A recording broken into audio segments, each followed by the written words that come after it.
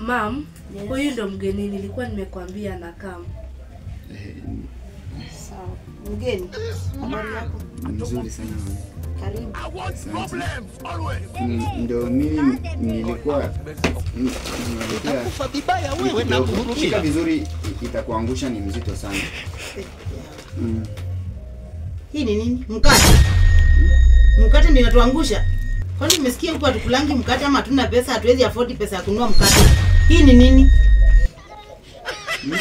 Hii ni nini? Hiyo ndio nilikuwa nayo. Hiyo ndio ilikuwa ya uwezo wangu.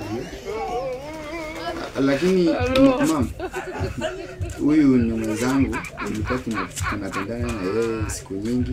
Nikasema tu siku moja tu nitakuja nitaleta kiasi ya mahari, ndio maana leo nikang'ang'ana nikapata hiyo kiasi yenye iko hapo.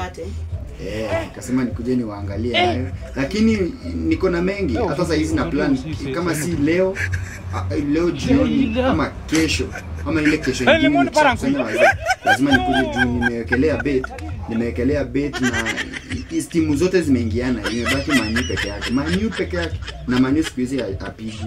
Manu tu akishinda tu hivi, hiyo pesa ni mzuri, nitakuja nitoe mahali. Utafurahia mama, utafurahia sana. Pesa ya bet? Pesa ya bet ndio unaniambia unakuja uniletee mahali ya msichana wangu. Unanunua msichana wangu na pesa ya kubet?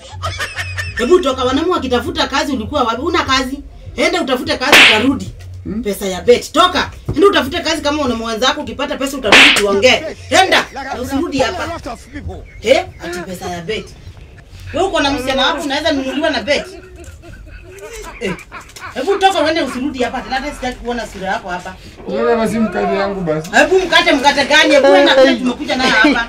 Toka. Mkate. Mkate gani? Toka. Enda. Mama yangu.